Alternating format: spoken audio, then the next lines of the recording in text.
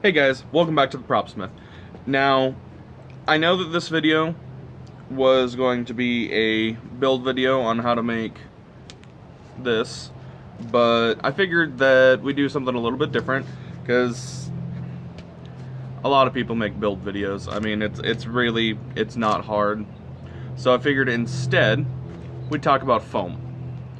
Now, there are several different choices you can have on the types of foam between open celled, closed celled, you know. There are as many choices you can think of. You can probably make it as long as it's safe. Now, I have used 3 different types of foam in the building my weapons, and I have examples of each one. For this one, it is pipe insulation. It is, I want to say, the most commonly available. If you find someplace, hardware store, anything like that, that sells any kind of piping, PVC, you know, steel pipe, stuff like that, they will sell pipe insulation of one kind or another. This is what you wrap around PVC pipe. It's fairly cheap. I think you can get a 5-foot section of 1-inch foam for, I want to say, a couple bucks. It's not the easiest to work with because it is curved, and if you put hot glue on it and you don't know what you're doing and your hot glue gun is too hot, you will melt it. So, little word of warning there. The next kind that, at least in my area, is more readily available is Blue Camp Matte Foam. Now, you can find this at Walmart. If you have a good Walmart. Like, I have 3 or 4 Walmarts in my area, and only one Walmart actually sells it. Like, they only carry it in stock, and they only carry 3 or 4 mats at a time. Usually I call ahead and be like, hey, I'm gonna take, you know, 2 or 3 of these, do you have them in stock? They're usually pretty good about it. This is super easy to work with. It comes in, you know, a roll. It's easier to cut than, say, EVA foam. It's a little more forgiving. It doesn't really respond to the heat gun well, as in like trying to shape it, but if you're trying to unroll it and put it under like a press, it works great. Now, the third type that I use is EVA foam. This is what you find, like, what floor mats are made out of. Like, car garages use it as floor mats. You can find them in kitchens. I've actually seen them in, like, daycares and preschools put on the floor for the kids. I have an incredibly hard time finding this in my area. I actually have to order all mine offline, which is why I don't use it, because when I have a project in mind, I want to go to the store, get all my materials, and start immediately. I hate waiting for shipping. It absolutely drives me nuts. But EVA foam for a sword, like as you can see here, it's got this pattern in it that I haven't sanded off yet, but it's a little hard for a striking surface. EVA foam is mostly used for armor, because it is more rigid than everything else. Like, I mean, you're still not gonna hurt somebody with it, but it's got a sting. What I actually recommend for beginners, if you can find it, is the Camp Matte Foam. It is the most forgiving for beginners. Now, I'm not saying I'm an expert. I'm really not. I just, I have a lot of weapons, so I've got more experience than, say, somebody who's watching a video and be like, oh, I want to do that. Now, for all of my weapons that are more than a knife, I use fiberglass cores in them. Now, the fiberglass cores, you can order them offline. What I've actually found is the best is orange driveway markers. They are about $2 a piece. Find them at, you know, Home Depot, Lowe's, any hardware store. They're a bit of a pain to cut if you don't know how to do it, because you can get all the dust in the air and in your lungs, and it doesn't make for a good day. It makes you sick. But as you can see on this one, I have the core running from right here in the handle, runs all the way through till about, yep, right there. So that it has some of a stabbing tip, though the way I fight, I don't stab. It's just me. So that makes really good weapons. If you want to challenge yourself a little bit and do something a little more bulky, I found the pipe insulation makes really good cricket bats. That's what I found, that it's what they're called. It's basic boffers. Like, this is a wooden dowel that I have wrapped half of it in foam to the point where, like, I can't even feel the, like, I could squish on it fully. I can't feel the dowel. And then it's just got paracord wrap because I was bored. It's actually really nice too. Now, when you are doing weapons, make sure to check with your referee or administrator, or, you know, whoever's in charge of the LARP. Every boffer fight that I've been to, they do a weapons check, which is what they take your weapon, they see where the core is, what it's made out of, make sure that if you hit somebody with it, you're not gonna hurt them. A lot of places you have to have so much foam on the striking edge, and it has to be a different color than the rest of it. So, like, if I was to take this to a boffer fight, I would tape both these sides a different color, because right here you can still feel the core.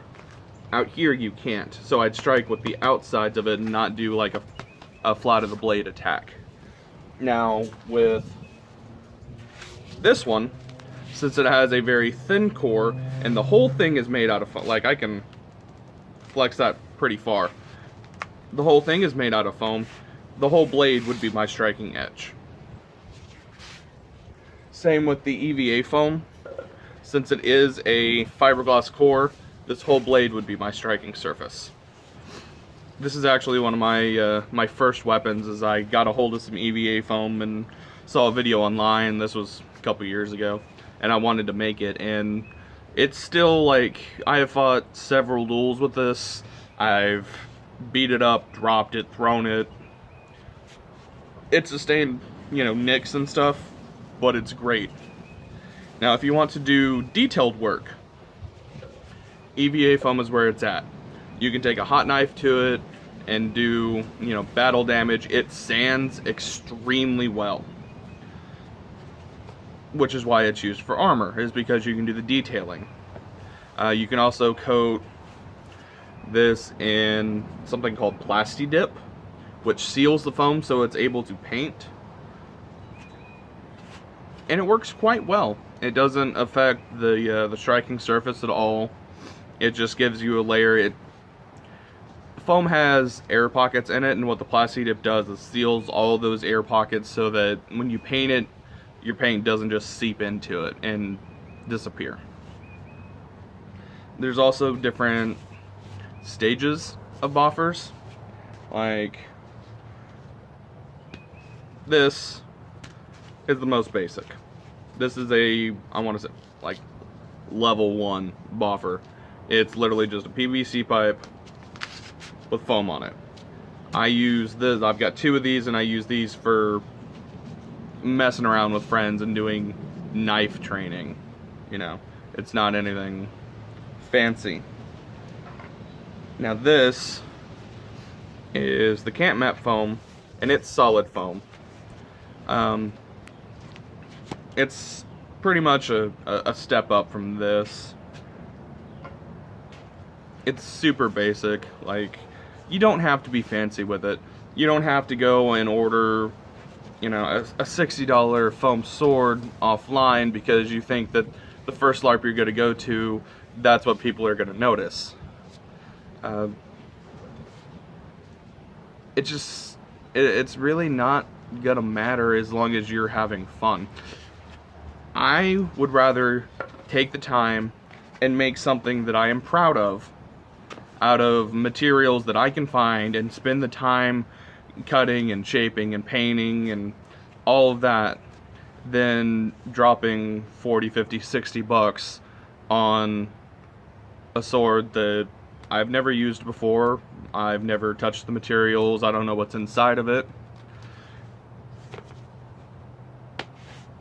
It's not the same to me. I'd rather make my own and put that to the test than anything. No. Now that I've sufficiently rambled for 10 minutes, 11 minutes, I have an idea, and I want to see what y'all think about it. You guys know that I work with steel and stuff like that, but I also work with aluminum. Now this is just melted down aluminum, like it's literally pop cans. And I melt them down and pour them into a mini muffin tray is actually what it is. And it comes out pretty nice. Like this one I've cut a chunk out of because I'm making a ring. But I had a thought that I want to do a contest for y'all. Not that there's a lot of y'all, but I mean, we're almost at 70, I think. Last time I checked, we were at like 65. But I'm gonna say we're almost at 70 subscribers. So once we hit 70 subscribers, I'm going to do a contest. I'm going to take this, I'm going to cut it into thirds this way, and I'm going to make medallions. And I'm going to do probably a drawing or something like that, where I'll send you guys a medallion. Not exactly sure what the design's gonna be, but I figured it'd be, you know, you guys have been subscribed for, you know, a while. I'm almost coming up on a year on YouTube. Not that I post all the time. I've gotten a lot better at it. But I figured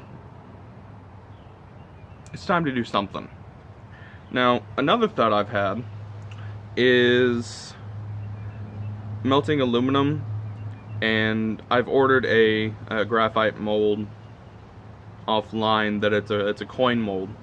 And I was thinking that if I do get around to setting up my own LARP in my area, that I would collect cans and melt them down and make my own coins as currency. Like different coins would be a different amount and things like that. I'm not exactly sure how that works in other LARPs. I don't know if it's a good idea or not, but why don't you guys tell me what you think? I'd be interested in, you know, hearing your comments, things like that.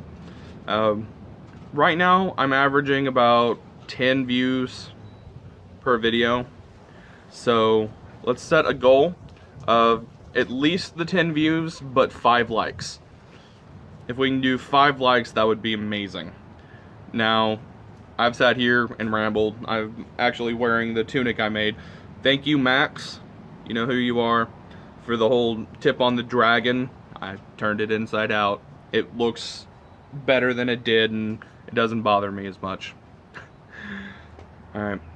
So thank you guys for watching and listening to me just ramble on. Make sure, let's get those 5 likes.